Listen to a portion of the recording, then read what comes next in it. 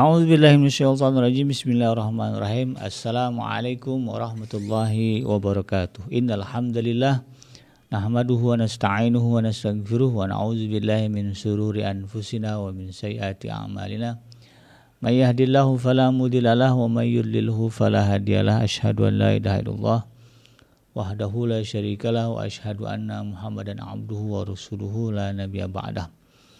Allahumma salli wa sallim ala hadha nabiyil karim wa ala alihi wa ashabihi ajma'in. Ya al-haq adkhilna mudkhala sidqin wa akhrajna mukhraja sidqin wa ja'alna min ladunka sultanan nasira. Ya al-haq wa zahaqal batil innal batila kana zahuqa. Ya alim, Allahumma alimna ma yanfa'una wa anfa'na bima 'allamtana wa zidna ilma wa arana al-haqqa haqqa warzuqna ittiba'ah wa arana al-batila batila warzuqna ijtinabah. Rabbi israh li sadri wa yassir li amri wa hlul 'uqdatam min lisani yafqahu qawli. Rabbana innana amanna faghfir lana dzunubana wa qina adzabannar. Allahumma ighfir lil muslimina wal muslimat fi Filistin wa fi kulli makan. Allahumma ansur ikhwanana al mujahidin wal muslimina fi Filistin wa fi kulli makan. Ya aziz ya jabbar ya rabbal alamin, amma ba'd. Alhamdulillah, segala puji dan syukur adalah milik Allah, Tuhan semesta alam yang telah menciptakan kita, dan karena rahmat dari Allah Subhanahu wa ta'ala kita dipertemukan kembali dalam program Tarbiyatul Aulad fil Islam, di mana kita akan coba kembali menelaah dan menelusuri bagaimana upaya kita di dalam mendidik anak-anak kita agar menjadi pribadi-pribadi yang soleh, bermanfaat di dunia dan juga di akhirat, baik untuk mereka sendiri dan juga kita orang tuanya. Karena anak adalah investasi hakikatnya bagi setiap orang tua. Karena itu kemudian Islam tidak menganjurkan apa yang disebut dengan child free. Jadi boleh dibilang satu kerugian kalau orang menyengaja memilih hidup child free, hidup tanpa anak. Ini satu kerugian. Walaupun sebetulnya tidak ada larangan, misalnya dia nggak mau punya anak, ya urusan dia gitu kan. Tapi tentu berbicara untung rugi, bukankah kita selalu berpikirnya untung rugi gitu kan?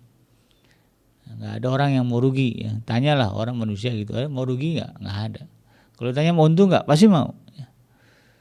Nah, maka satu kerugian karena dia tidak mendapatkan sebuah keuntungan dengan memilih jalan child free. Karena salah satu keuntungannya adalah bahwa anak ini bisa menjadi investasi terbaik kita ketika kita nanti membutuhkan pahala di hadapan Allah Subhanahu wa ta'ala. Berhasil tidak berhasil kita mendidik anak, berhasil tidak berhasil kita mendidik, tetap itu menjadi sebuah investasi yang besar.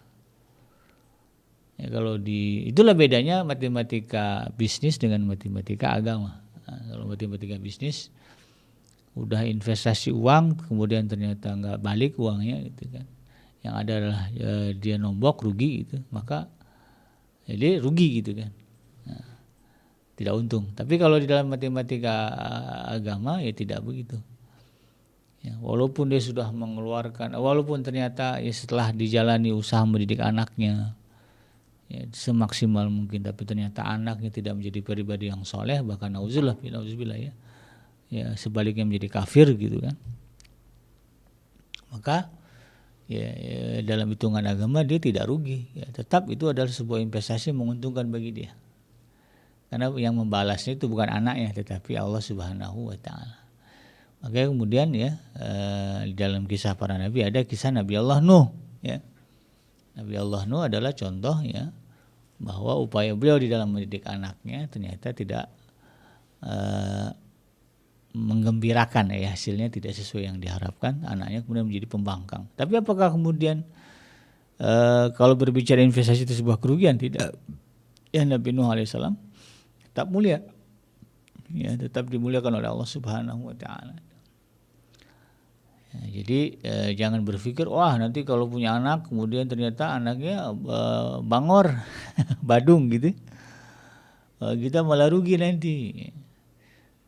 Kalau kita tetap istiqomah di dalam keimanan kepada Allah Subhanahu wa ta'ala, menjalankan kewajiban kita terhadap anak-anak kita sebagaimana Allah perintahkan, maka itu akan menjadi rentetan deretan pahala yang bersambung, sebagaimana disebutkan dalam surat At-Tin, falahum ajrun ghairu mamnun, bagi mereka pahala yang tidak terputus. Ya.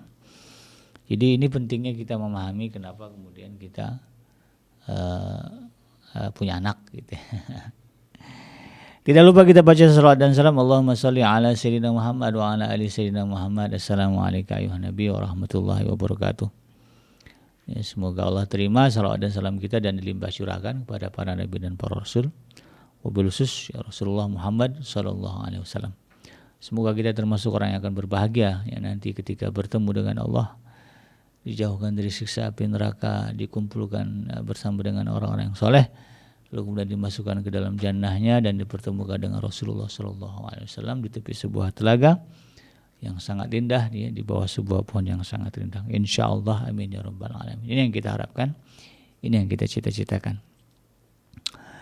Sahabat hadirin yang dirahmati Allah dimanapun Anda berada, di dalam kesempatan kali ini ya, di dalam program Tarbiyatul Aulad ya, saya akan mengangkat tema tentang kedudukan wanita di dalam mempelajari ilmu.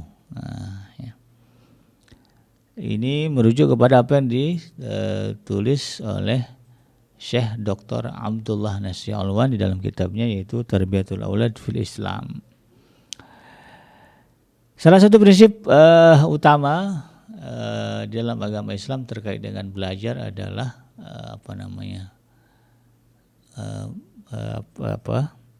bahwa anak-anak atau ketika seseorang berada pada masa usia anak-anak, ini adalah momen penting untuk mendapatkan pengajaran. Jadi dalam Islam itu kewajiban belajar itu dari mulai kecil.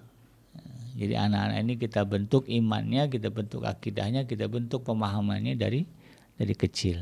Ya. Sebagaimana yang dilakukan oleh Rasulullah SAW, para sahabat, ya.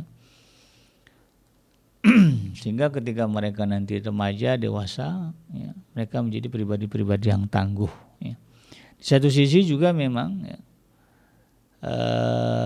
anak-anak ini ya, di usia-usia mereka itu memiliki memori yang sangat baik. Ya. Memori yang sangat kuat ya untuk menerima berbagai pengajaran begitu ya, sehingga kemudian ada sebuah riwayat yang menyebutkan ya, al-ilmu fis sigar kanaqsi fil hajar ya. Mencari ilmu di waktu kecil seperti memahat ya, di atas batu. Ya. Kalaupun enggak hadis, ini disebut pepatah lah gitu ya. Jadi belajar mencari ilmu ya, atau belajar di waktu kecil itu diibaratkan seperti ya, kita memahat di atas batu. Maka ukiran itu akan bertahan lama ya, sampai batu itu hancur. Itu. Jadi dari sini kemudian ya, kita harus menyadari bahwa adalah hal yang penting bagi kita untuk mengarahkan anak-anak kita belajar ya, belajar apa saja.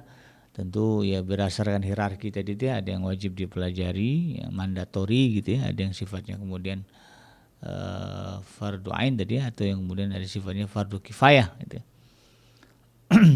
Nah, untuk dipelajari ya. Nah, nanti disesuaikanlah yang kalau fardu kifayah ini dengan minat bakat masing-masing anak-anak ini. Anak-anak ini kan punya minat, punya bakat ya. Kalau bisa minat dan bakatnya kita sesuaikan, kita selaraskan ya. Dia minat jadi insinyur, nah, kemudian kita bentuk bakatnya ya. Atau bakatnya ada, minatnya belum kuat ya, minatnya kita kemudian kita kita arahkan ya. Bakatnya ini nih, anak misalnya ya teliti gitu kan, sehingga cocok jadi dokter gitu ya. Nah, tapi dia nggak mau jadi dokter misalnya, maunya jadi polisi gitu. Kita melihatnya cocoknya di dokter gitu ya. Nah, maka kita arahkan anak-anak, ini kamu sebetulnya bagus ya, kayak bunda yang jadi dokter gitu. Ini dibuat, diarahkan. Ala kulli hal ya, anak-anak ini kemudian kalau seperti itu treatmentnya, maka insya Allah ketika mereka dewasa, mereka akan menjadi pribadi-pribadi yang tidak akan menjadi beban ya, bagi orang tuanya ya, dan juga bagi lingkungannya dan juga bagi negara Ya, karena sekarang ini banyak orang yang ya karena salah asuh, ya salah didik, ya, kemudian ketika dewasa menjadi beban, ya, beban orang tua, beban masyarakat dan juga beban negara. Seharusnya justru mereka memikul negara, ini enggak, mereka dipikul oleh negara gitu ya. Ini yang kita tidak mau. Kita menginginkan generasi-generasi yang cakap, yang mandiri. Nah, dalam hal ini Syekh Dr. Abdullah Nasiruan juga memberikan pembahasan terkait dengan kedudukan ya wanita di dalam mempelajari ilmu, ya, atau belajar lah gitu. Karena ya kalau kita lihat ya sahabat Adrim yang dirahmati Allah, ada juga ya situasi ya mungkin ya di negara-negara yang mayoritasnya Islam Muslim gitu, kemudian memposisikan berbeda ya kedudukan wanita dan laki-laki di dalam kehidupan dan di dalam aktivitas ya, terutama belajar gitu kan. Bahwa satu kenyataan di mana kita mendapati masih ada negara yang menyebut ya mereka sebagai negara Muslim, lalu kemudian ya mempersulit ya peluang bagi kaum wanita di dalam bersekolah ya, atau belajar, ada ya. Dan ini kemudian ya dibahas secara khusus oleh Syekh Dr. Abdullah Nasiruan ya dalam pandangan beliau tentang bagaimana sebetulnya kedudukan muslimah ya di dalam menuntut ilmu atau belajar. Apakah betul mereka kemudian tidak memiliki akses yang sama di dalam ilmu ya sebagaimana lelaki gitu. Bahkan ya karena situasi ini ya adanya perbedaan sikap ya, atau perbedaan menyikapi kedudukan lelaki dan perempuan, dan kemudian seolah-olah laki-laki adalah makhluk yang superior begitu ya. Itu pernah kejadian ya sahabat Adrim di Mesir. Ada seorang wanita yang kemudian pindah ya dari kampung asalnya, lalu kemudian dia mengubah identitasnya menjadi laki-laki. Mengubah dalam artian dia berpakaian dengan gaya lelaki gitu ya, kemudian bersuara dengan suara laki-laki, dan demi menghidupi anaknya. Jadi dia ditinggal, suaminya meninggal gitu ya. Lalu ada anak yang masih kecil ya. Lalu kemudian dia berusaha untuk menghidupi anaknya dengan bekerja, tetapi ya situasinya ketika itu kaum perempuan tidak seleluasa kaum lelaki gitu. Banyak pekerjaan-pekerjaan yang dianggap tabu dikerjakan oleh perempuan, dan itu kemudian mempersulit ya langkah si ibu ini. Dan pada ini kisah nyata sahabat itu. Lalu kemudian dia memutuskan untuk mengubah penampilannya menjadi laki-laki, memakai nama laki-laki, lalu kemudian dia bekerja sebagai laki-laki gitu. Jadi ada pekerjaan-pekerjaan laki-laki yang kemudian dia kerjakan. Dan dengan itu kemudian dia bisa dapat uang ya, lalu dibelikan makanan, kebutuhan untuk anak-anaknya. Dan karena kemudian itu terjadi ya dalam waktu yang lama hingga anaknya dewasa gitu, maka kemudian sulit bagi si ibu ini untuk kembali ke fitrahnya sebagai perempuan. Dan kisah perempuan ini, si ibu ini viral ya, dan mendapat perhatian dari pemerintah Mesir ya, ketika itu. Jadi ini adalah satu gambaran di mana memang faktanya masih ada perbedaan sikap ya, atau cara menyikapi atau pandangan masyarakat terhadap laki dan perempuan. Alhamdulillah kalau kita mungkin secara umum ya di Indonesia ya, kita tidak dipusingkan dengan hal itu ya. Dalam hal ini kita mengakui adanya kesetaraan ya, persamaan hak antara laki dan perempuan ya. Kita punya tokohnya malah ya, yaitu Raden Ajeng Kartini. Nah, itu kan ada hari peringatannya ya, yang dikenal dengan Hari Emansipasi Wanita gitu ya. Jadi itu mungkin tidak menjadi isu besar ya di Indonesia, tapi menjadi isu besar di beberapa negara ya. Lalu bagaimana ya sebetulnya ya, berbicara Islam tentang kedudukan wanita di dalam belajar atau mempelajari ilmu. Nah, dalam hal ini Syekh Dr. Abdullah Nasiruan mengatakan bahwa para ulama dan ahli fikih baik yang dulu-dulu gitu maupun yang sekarang ini bersepakat bahwa perkara yang wajib untuk dipelajari dan hukumnya fardu ain, maka kaum wanita pun ya, kedudukannya sama dengan kaum lelaki dalam mempelajarinya. Ya, kalau ada satu ilmu ya hukumnya misalnya fardu ain, maka yang perempuan juga hukumnya sama ya fardu wajib belajar. Nah, ya. Nah, alasannya ada dua ya menurut Syekh Dr. Abdullah Nasiruan. Yang pertama, wanita sama dengan laki-laki dalam melaksanakan beban syariat. Kemudian alasan yang kedua adalah wanita dan laki-laki sama dalam hal mendapatkan balasan di akhirat. Ya, alasannya dua ini ya. Nah, untuk alasan yang pertama ya, di mana wanita ya dengan laki-laki memiliki kedudukan yang sama di dalam menjalankan beban syariat, dijelaskan oleh Syekh Dr. Abdullah Nasiruan bahwa Islam juga membebankan kepada semua kaum wanita kewajiban syariat seperti yang dibebankan kepada kaum laki-laki. Ya.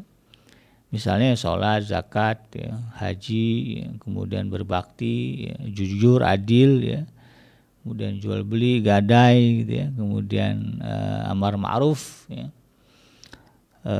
Juga nahi munkar ya, dan juga beban-beban syariat lainnya dipikulkan kepada manusia secara umumnya. Nah, kesamaan ini kata Syekh Dr. Abdullah Nasiruan tidak memasukkan beberapa perkara yang memang dikhususkan untuk kaum wanita ya. Di antaranya adalah kewajiban berkaitan dengan adanya kesulitan dan gangguan kesehatan ya, seperti kemudian tidak berpuasa dan sholat pada hari-hari haid dan juga nifas. Ya. Yang kedua ya beban atau pekerjaan yang tidak sesuai dengan tabiat kewanitaan, ya seperti misalnya melaksanakan perintah perang atau juga mungkin jadi kuli bangunan ya, dan juga misalnya jadi pandai besi, karena memang yang dari dulu sejarahnya yang jadi pandai besi itu ya laki-laki gitu kan, karena perlu tenaga yang besar untuk menempa besi ya jadi perkakas begitu. Termasuk juga yang biasa jadi kuli bangunan ya, kalau berbicara kebiasaan masyarakat ya dari dulu tuh umumnya laki-laki gitu kan. Tapi di beberapa peradaban justru yang bikin rumah itu perempuan. Ya, di Afrika itu banyak ya. Ya suku-suku yang justru ya kalau bicara bikin rumah itu perempuan yang duluan. Ya mereka yang ngebangun ya. Laki-laki bertanggung jawab untuk mencari nafkah makan gitu, atau mencari bahannya, yang bikinnya perempuan. Tapi kan kita bicara kaidah umum ya.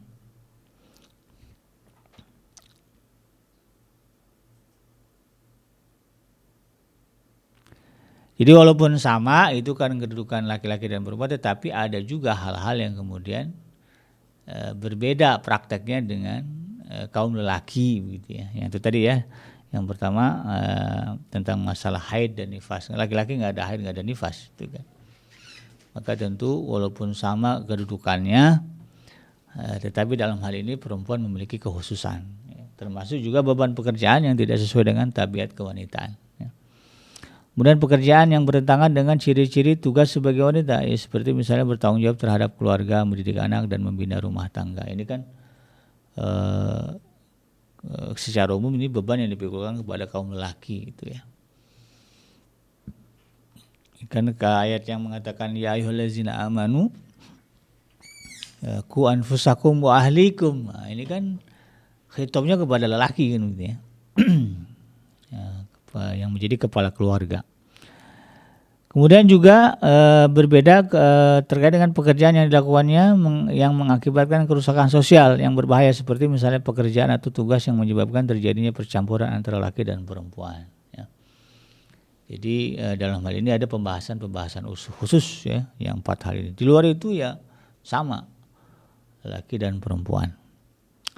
Jadi selain itu ya, maka pekerjaan dan kewajiban antara laki dan perempuan sama ya menurut pandangan Syekh Dr. Abdullah Nasiruan, dan juga mayoritas kata beliau ya, mayoritas para pemikir muslim ya mengatakan bahwa pekerjaan-pekerjaan yang dinyatakan boleh bagi wanita pada dasarnya adalah untuk mengangkat derajat, kemuliaan dan kedudukan kaum wanita itu sendiri. Ya, jika tidak, Maka siapakah yang ridho membebani wanita dengan pekerjaan yang menyebabkannya melalaikan kewajibannya, ya, terhadap suami, ya, dan juga terhadap anak-anak dan rumah tangga mereka. Maka dari dalam hal ini kemudian menjadi hujah, ya, bagi para pemikir muslim, para ulama untuk kemudian memberikan ruang dan gerak yang sama dan leluasa kepada kaum wanita selagi tadi ya, di luar persoalan yang 4 yang disebutkan tadi, ya. Selagi itu tidak melanggar kehormatan tabiat, ya, fitrahnya sebagai kaum wanita, maka itu tidak menjadi persoalan untuk digeluti, ya, oleh kaum muslimah, ya. Misalnya jadi tentara gitu kan. Walaupun perang itu dibebankan kepada lelaki, bukan berarti kemudian perempuan tidak boleh jadi tentara, ya. Pada prakteknya dalam sejarah kan juga ada, ya, ya, kaum muslimah yang menjadi mujahidah, ya, di mana mereka kemudian menunjukkan semangatnya di dalam berjihad, ya, dan kemudian menghalau, ya, orang-orang munafik yang lari dari medan perang. Jadi dijagain di belakang sama perempuan. Orang-orang munafik yang menyelemah mau lari ke belakang itu bilang balik lagi sana, ya. Nah, begitu. Ya, jadi perlu, maka kemudian dari sini ya wajar kalau kemudian, ya, kita lihat di negara kita ada rekrutmen, ya, ada kuota khusus, ya, bagi perempuan untuk menduduki pekerjaan sebagai polisi, tentara, ya, jaksa, gitu, ya.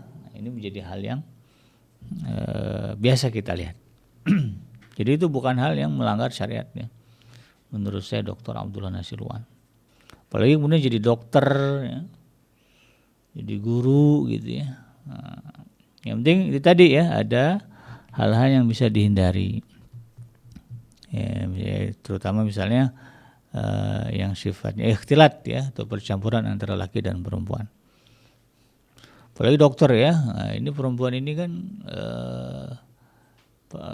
pasti hamil, gitu, ya. Nah, maka diperlukan dokter-dokter bersalin perempuan, ya. Tapi yang banyak sekarang dokter bersalin laki-laki, gitu. Dokter spesialisnya, gitu, ya. Ini seharusnya perempuan lah, ya, ini yang kemudian mengambil tanggung jawab ini, gitu kan. Jadi kalau bisa mayoritas, ya, dokter spesialis kandungan di Indonesia ini, ya, perempuan semua, ya. Kalau belum jangan ada tuh, ya, dokter spesialis kandungan laki-laki, gitu, ya. Ya, perempuan semua lah harusnya. Nah, yang dihadapi kan perempuan, ya, masa laki-laki yang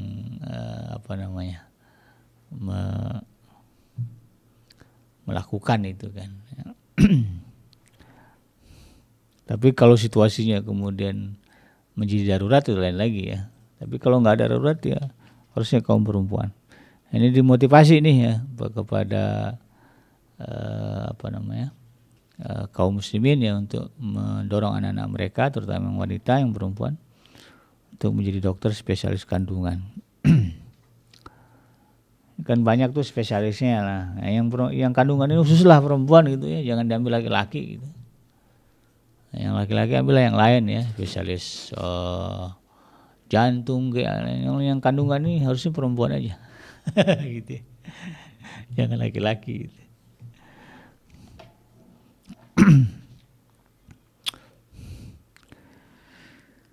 Nah, inilah yang menjadi pemikiran, ya, dari Syekh Dr. Abdullah Nasirwan. Kemudian beliau mengambil pendapat, ya, yang menyepakati bahwa perempuan juga memiliki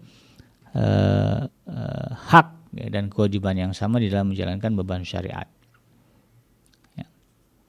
Dan banyak hujah-hujah lain, ya, yang disebutkan oleh Syekh Dr. Abdullah Nasirwan tentang kenapa beliau kemudian memilih pendapat itu, ya. Termasuk ini beliau menukil, ya, perkataan para filsuf barat, ya, tentang para wanita yang keluar di arena publik dan bekerja di luar rumah. Nah, ada Samuel Smiles, ya, seorang intelektual dari Inggris, mengatakan di dalam bukunya yang berjudul Moral Development, ia mengatakan sesungguhnya peraturan yang menetapkan bagi wanita yang harus bekerja di berbagai perusahaan meskipun bisa menghasilkan kekayaan dan yang berlimpah Akan tetapi bahaya yang ditimbulkan adalah menghancurkan pondasi bangunan rumah tangga, memutus ikatan keluarga dan merusak hubungan sosial. Hal ini dikarenakan tugas seorang wanita sebenar-benarnya adalah melaksanakan kewajiban-kewajiban rumah tangga, menertibkan tempat tinggal, mendidik anak-anak, dan berlaku hemat dalam penggunaan sarana-sarana penghidupan. Di samping memenuhi kebutuhan keluarga, namun tempat-tempat bekerja telah membuat wanita menelantarkan kewajiban ini, menyebabkan keluarga tidak harmonis dan menjadikan anak-anak tumbuh dewasa tanpa didikan yang benar dari orang tua karena mereka telah meremehkannya dan memadamkan kecintaan suami istri. Jadi ini salah satu alasan kenapa kemudian walaupun sebetulnya wanita diberikan keleluasaan untuk berkarir ya dan menentukan sikap, tetapi tentu ada batasan ya. Dan ini yang dijelaskan di dalam ajaran Islam sebetulnya.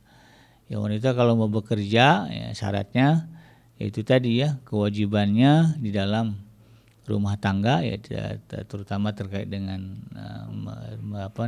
anak ya, dan juga rumah ya, suami gitu. Itu tidak dilanggar. Kalau ditanya boleh nggak bantu suami cari nafkah, ya asal dia bisa memenuhi kewajiban utamanya itu tadi, menyusui anak selama 2 tahun ya, kemudian memastikan begitu kan anak-anak ini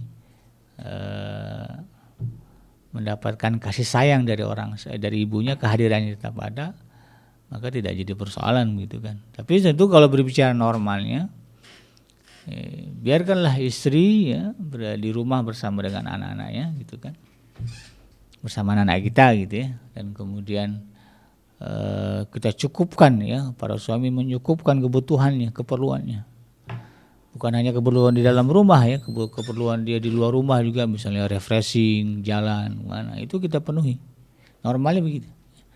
Tapi kan prakteknya ternyata tidak sedemikian mudah ya, apalagi di negara-negara dengan ekonomi yang masih ya statusnya ya ekonomi negara berkembang ya, belum jadi negara maju. Ini masih perlu fight ya, sehingga kemudian banyak wanita muslimah yang harus ya terpaksa keluar dari rumah untuk membantu perekonomian ya keluarga. Nah, tentu adalah nanti pembahasan ya tentang hukum perempuan bekerja.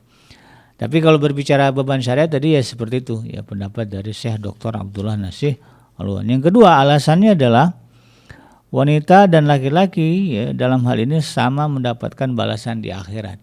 Nah, ya. Dalilnya itu banyak sekali di dalam Al-Quran ya. Tentang bahwa lelaki dan perempuan itu sebetulnya kedudukan mereka di hadapan Allah Subhanahu wa taala terkait dengan beban syariat dan konsekuensinya itu sama. Di dalam Al-Quran ya, Allah Subhanahu wa taala menyebutkan persamaan laki-laki dan perempuan ya, dalam hak mendapatkan pahala dan balasan, di antaranya dari dalam surah Ali Imran ayat yang ke-195 ya. Allah Subhanahu wa taala berfirman, fastajaba lahum rabbuhum anni la udhi'u 'amala 'amilin minkum min dzakarin aw unsa. Ba'dukum min ba'din falladzina hajaru wa ukhriju min diyarihim wa udhu fi sabili wa qatilu wa qutilu law kaffiran anhum sayiatihim wa la udkhilannahum jannatin tajri min tahtiha al-anharu thawaban min indillah wallahu indahu husnul thawab ya. Maka Rabb mereka memperkenankan permohonannya dengan berfirman, sesungguhnya aku tidak menyanyiakan amalan orang-orang yang beramal di antara kamu, baik laki-laki dan perempuan. Nah ya, jadi balasan itu sama ya, laki dan perempuan insya Allah Subhanahu wa ta'ala ya. Karena sebagian kamu adalah keturunan dari sebagian yang lain, maka orang-orang yang berhijrah ya, yang diusir dari kampung halamannya, disakiti pada jalanku, yang berperang dan yang dibunuh, pastilah akan kuhapuskan kesalahan-kesalahan mereka, dan pastilah aku masukkan mereka ke dalam surga yang mengalir sungai-sungai di bawahnya sebagai pahala di sisi Allah, dan pahala di sisinya adalah pahala yang baik. Jadi kalau berbicara ganjaran, Allah berikan sama lelaki dan perempuan, punya hak yang sama ya. Surga yang ditepati juga surga yang sama. Di dalam ayat yang lain, di dalam surah An-Nisa ayat yang ke-124, Allah Subhanahu wa taala berfirman, "Wa may ya'mal minas salihati min dzakarin aw unsa wa huwa mu'minun fa ulaika yadkhulunal jannata wa la yuzlamuna naqira." Siapa yang mengerjakan amal-amal saleh, min dzakarin aw unsa, baik laki-laki maupun perempuan, sedangkan ia orang yang beriman, maka mereka itu masuk ke dalam surga dan mereka tidak dianiaya walaupun sedikit. Jadi ganjarannya sama, surganya sama, laki dan perempuan. Maka sesungguhnya wajar kalau kemudian kewajiban mereka juga di dalam ilmu sama. Jadi tidak diragukan halaman itu.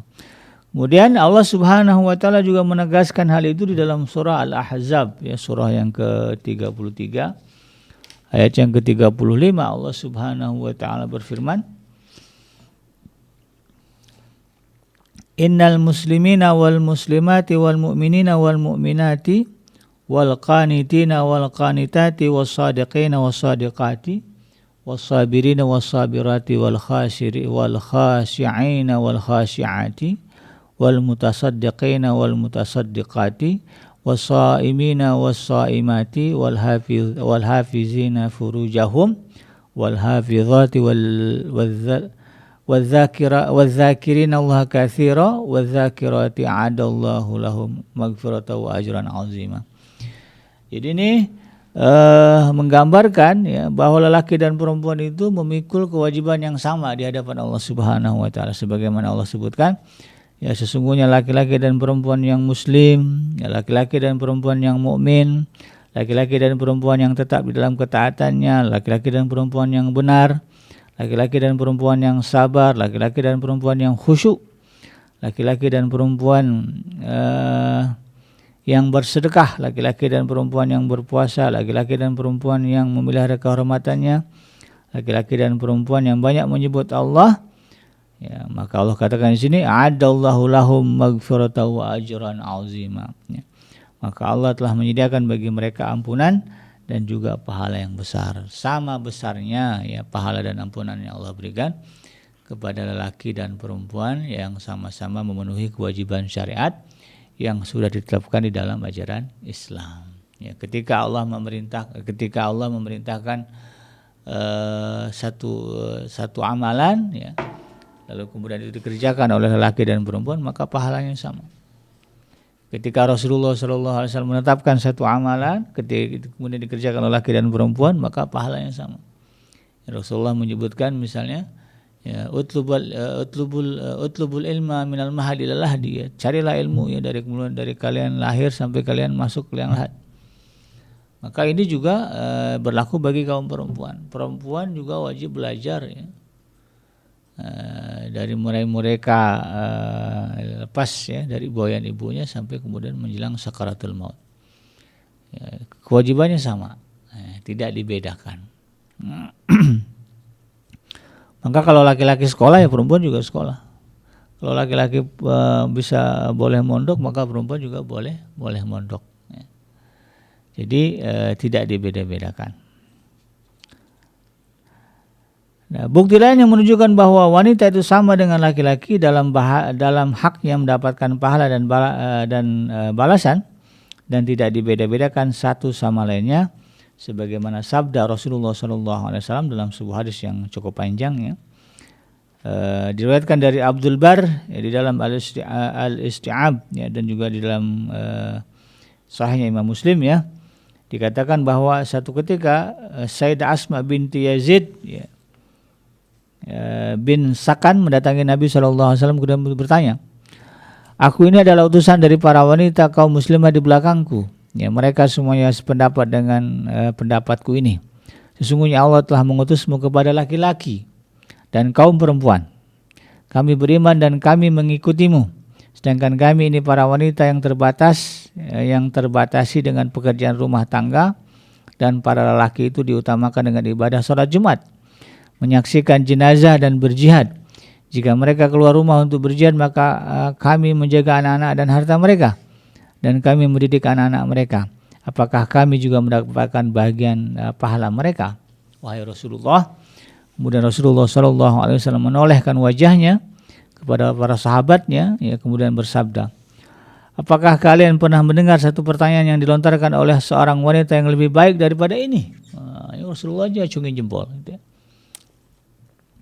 Mereka menjawab, tidak wahai Rasulullah. Lalu kemudian Rasulullah bersabda, pergilah engkau wahai Asma dan beritahukanlah kepada para wanita yang ada di belakangmu bahwa perbuatan baik kalian kepada suami, mencari keridhaannya, ya, dan keikutsertaannya dengan persetujuan suaminya, semuanya itu menyamai semua yang telah engkau sebutkan tadi.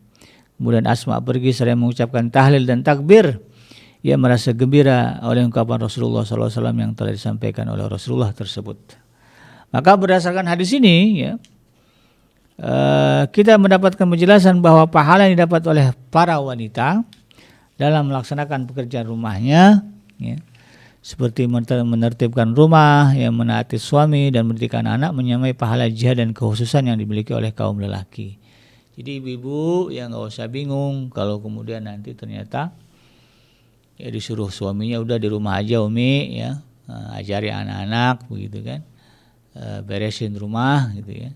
Jangan sedih ya, karena ibu-ibu akan mendapatkan pahala apa yang dilakukan oleh suaminya. Kalau suaminya dapat pahala ya karena mencari nafkah dengan gigih gitu ya, atau suaminya melakukan kebaikan-kebaikan di luar rumah gitu kan, maka istri juga akan kecipratan mendapatkan pahala yang sama ya, karena perintahnya itu sama lelaki dan perempuan ya. Nah, jadi ini yang kemudian seharusnya memotivasi kaum perempuan untuk berkiprah ya semaksimal mungkin di dalam persoalan belajar ya. Jadi ya tentu tadi ya batasannya ya, ada hal-hal yang memang kaum perempuan ya, secara khusus ada pembahasannya ya. Misalnya kayak tadi itu ya, jadi kalau mau jadi dokter bagus sih dokter apa yang diutamakan lah gitu ya. Ya kalau saya bilang utamanya dokter kebidanan lah gitu kan ya, karena ya tabiatnya ya perempuan harus mengurusi yang perempuan. Dan ini ya semoga menjadi pencerahan bagi kita yang selama ini berpikir ya perempuan itu lingkupnya terbatas, ya, geraknya terbatas ya, tidaklah ya, bahwa sesungguhnya ya gerak perempuan juga leluasa ya, sebagaimana yang disebutkan di dalam dalil-dalil tadi, bahwa Allah Subhanahu wa taala memerintahkan dan memberikan ganjaran yang sama kepada perempuan ya, sebagaimana Allah perintahkan kepada kaum lelaki ya. Ya, jadi sebetulnya dalam hal ini sahabat Edrim yang dirahmati Allah, yang harus kita pahami dan kita sadari ya, lelaki dan perempuan adalah berpartner ya. Bukan atasan dan bawahan, bukan apa namanya ya, bukan pula bersaing ya. Jadi tidak ada rivalitas ya antara laki dan perempuan harusnya, tetapi harusnya sebagaimana yang Allah sebutkan, kita itu menjadi penolong bagi sebagian yang lain ya, artinya kita di partner bahu membahu untuk meraih tujuan yang sama ya, yaitu mendapatkan keridhaan dari Allah Subhanahu wa taala. Lelaki punya kelemahan, perempuan punya kelemahan. Laki punya kelebihan, perempuan punya kelebihan. Maka kelebihan perempuan digunakan untuk menutupi kelemahan laki-laki, dan kelebihan laki-laki digunakan untuk menutupi kelemahan perempuan. Nah, disinilah kemudian kita berjalan bersama di dalam sebuah bahtera yang disebut dengan bahtera rumah tangga. Demikian sahabat Adrim yang dirahmati Allah, mudah-mudahan bermanfaat ya. Yang benar datangnya dari Allah Subhanahu wa taala, dan yang salah semata-mata lahir dari kealfaan dan kehilapan saya pribadi. Saya bikin pamit undur. Subhanaka Allahumma rabbana wa bihamdika asyhadu an la ilaha illa anta astaghfiruka wa atubu ilaik. Walhamdulillahirabbil alamin. Wassalamualaikum warahmatullahi wabarakatuh.